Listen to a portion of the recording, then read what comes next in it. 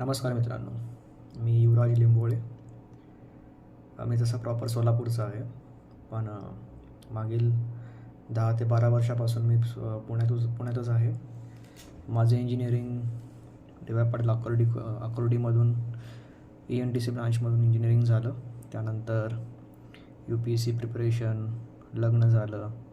त्याच्यानंतर राजू दीक्षितचे काही व्हिडिओज पाहून थोडं प्रेरित होऊन स्वदेशीच्या काही व्यापार बिझनेसच्या ॲक्टिव्हिटीमध्ये मी सहभाग होतो. तर साधारणतः 2016 ते 2018च्या दरम्यान राजू दीक्षितचे जेवढे काही विचार होते त्याच्यातून प्रेरणा घेऊन त्यांचे जे काही स्वप्न होते त्याच्या संदर्भात मी कार्यरत आहे. तर माझा हा व्हिडिओ बनवण्याचा उद्देश हाच आहे की जेवढे आज तुम्ही दुसरा माझा एक चॅनल आहे भारत ॲक्टिव्हिस्ट_2 नावाचं चॅनल आहे, किंवा तुम्ही यूट्यूब चॅनलवर सर्च करू शकता MH13 युवराज. ठीक आहे, तुम्हाला फर्स्टमध्ये माझं फोटो असलेला आणि चॅनल दिसेल. त्याच्यामध्ये आज 24 डिसेंबर 2023 सकाळी आम्ही मीटिंग घेतलं होतं. त्या मीटिंगमध्ये असं सांगितलं, आमचं डिस्कशन असं झालं की राजू दीक्षितचे जेवढे काही समर्थक आहेत त्यांच्या नावाने खूप व्हिडिओज वगैरे बघून त्यांचा वापर करून ते स्वतःचं बिझनेस, तूप, दूध, पंचगव्य प्रोडक्ट्स, गोमूत्र, देशी गाईच्या गवऱ्या, ठीक आहे, साधारणतः हा म्हणजे गायींचे जे प्रोडक्ट्स आहेत त्याच्यापासून ते बिझनेस करण्यासाठी बिझनेसमध्ये उतरले आणि त्यामध्ये ते खूप फायदेशीर ठरलेले आहेत. ठीक आहे, रिॲलिटी अशी आहे की त्याचे प्रोडक्ट्सची कॉस्ट खूप महाग आहे. ठीक आहे, का महाग आहे तुम्हाला दुसऱ्या व्हिडिओमध्ये सांगेन. आणि मेन महत्त्वाचा उद्देश माझा हाच आहे की त्या लोकांना आम्ही काही कायदे प्रस्तावित केले आहेत. राईट टू रिकॉल पार्टीच्या कॉन्टॅक्टमध्ये जेव्हा मी आलो त्यांनी काही प्रस्तावित कायदे मला सांगितले, ते वाचले मी. हिंदीमधून आहेत आणि त्याचं मराठी ट्रान्सलेशनचं काम मी सध्या करत आहे. आणि येत्या काही महिन्यामध्ये म्हणजे साधारणतः 10 डिसेंबरचा महिना संपत आला आहे, तर एप्रिल-मेच्या आसपास लोकसभाच्या निवडणुका लागतील. तर त्या संदर्भात मी त्याचं मराठी ट्रान्सलेशन करून काही कायद्यांचा प्रमोशन किंवा प्रचार करण्याचा माझा उद्देश आहे. तर माझा विषय हा आहे की राजू दीक्षितचे जेवढे काही समर्थक आहेत त्यांच्यात जे काही बिझनेसचं मेंटॅलिटी आहे आणि राजू दीक्षितांनी जेव्हा जीव दिलं किंवा त्यांचा जीव ज्या दिवशी गेला त्याच्या काही दिवसापूर्वी त्यांनी राईट टू रिकॉल, वोट वापसीसारख्या कायद्यांचा त्यांनी उल्लेख केला होता आणि ते निवडणुका लढवणार होते. या उद्देशानं त्यांनी काही ठिकाणी छत्तीसगड, मध्य प्रदेशच्या भागात त्यांनी काही प्रचार केले होते आणि त्यांनी डिक्लेअर केलं होतं की ते निवडणुकांसाठी लोकसभा 2014च्या निवडणुकांमध्ये ते उतरणार. तर त्या संदर्भात असा अंदाज आहे की त्यांचा जो मृत्यू झाला तो तर या कारणाने झाला असावा. किती खरं किती खोटे मलाही माहीत नाही अजूनसुद्धा, कारण त्याच्यामध्ये पोलीस यंत्रणा किंवा प्रधानमंत्री PMO कार्यालयसुद्धा ह्याच्यामध्ये हस्तक्षेप घेऊ शकला नाही प्रॉपर. अजून तो पेंडिंगमध्येच आहे.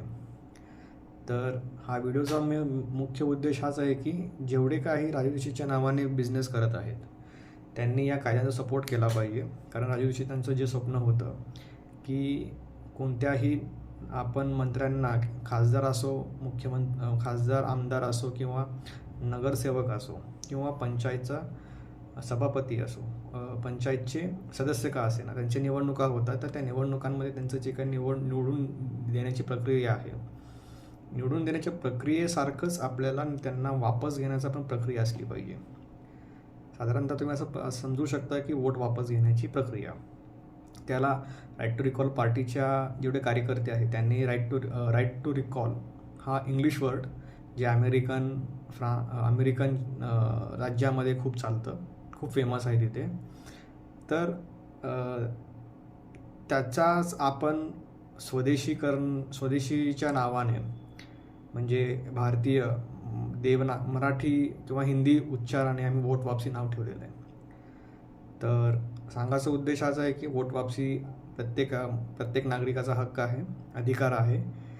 मागील काही दशकांमध्ये भारतीय नेते, पेड मीडिया, राजकारणी लोक यांनी नागरिकांना कधी माहिती दिली नाही, त्यांनी प्रॉपर कधी सांगितलं नाही. याचा खूप खंत आहे, पण वेळ गेली काय प्रॉब्लेम नाही आहे. पण आता वेळ आली की लोकांना हे जागृत करण्याची की वोट वापस घेण्याची पण ताकद नागरिकांकडे असली पाहिजे. ते कसं असली पाहिजे, काय असले पाहिजे, ह्याचा पूर्णपणे आपण आढावा दुसऱ्या व्हिडिओमध्ये बघूया. तुम्ही यूट्यूबवर बहुत सारे म्हणजे खूप असे काही व्हिडिओज आहेत, ते त्यामध्ये तुम्ही राईट टू रिकॉलच्या बाबतीत वाचू शकता आणि त्याचं समजून घेऊ शकता.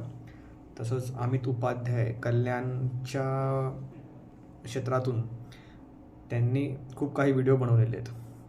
वोट वापसी पासबुकच्या नावाने तुम्ही यूट्यूब सर्च करू शकता आणि त्यातून तुम्ही रेफरन्स देऊ शकता. आणि तुम्हाला माझ्या चॅनलमार्फत जर तुम्हाला हवं असेल तर मी काही दिवसांमध्ये व्हिडिओ बनवेल. वोट वापसी, पासबुक, ज्युरी सिस्टम, आमचा मेन मुख्य मुद्दा काय आहे, लोकसभा इलेक्शनच्या मध्ये कसं आपण आमचा मेन प्रचार करण्याचा पद्धत कशी आहे. साधारणतः असं पकडून चला की पुण्यातून मी एकटाच आहे, माझा कोणी समर्थक नाही अजून तरी, नाही कोणी माझा कार्यकर्ता आहे. तर यूट्यूब चॅनलच्या मार्फत, या व्हिडिओच्या मार्फत मी माझं अपेक्षा आहे की कमीत कमी पुण्यातील लोकसभेचे जेवढे काही मतदार आहेत त्यांना या व्हिडिओच्या मार्फत तरी त्यांना ती माहिती पोचेल आणि ज्यावेळेस निवडणुकांची वेळ येईल त्यावेळेस हा व्हिडिओ माझा खूप फायदेशीर ठरेल असा माझा अंदाज आहे. तर राजू दीक्षितचे जेवढे काही समर्थक आहेत त्यांना मराठी समजत असेल तर त्यांनी मराठीतून समजून घेण्याचा प्रयत्न करा. आणि की राजू दीक्षितांनी जे सांगितलं, फ्री ऑफ कॉस्ट स्वतःची तब्येत कशी आपण सुधारून घ्यायची, घर बसल्या बसल्या आपल्या किचनमध्ये जेवढे काही मसाले आहेत ते एक प्रकारचं औषधालय आहे आपलं. तर त्याचा तुम्ही फायदा असा घेऊ नका की तुम्ही स्वतःच्या प्रगतीसाठी त्यांचं नावाचं यूज करून तुम्ही मोठं होत आहे. पण माझी एक इच्छा अशी आहे की राजू दीक्षितांनी जे स्वप्न पाहिलं त्यांच्या बाबतीत तरी तुम्ही ॲटलिस्ट विचार करा.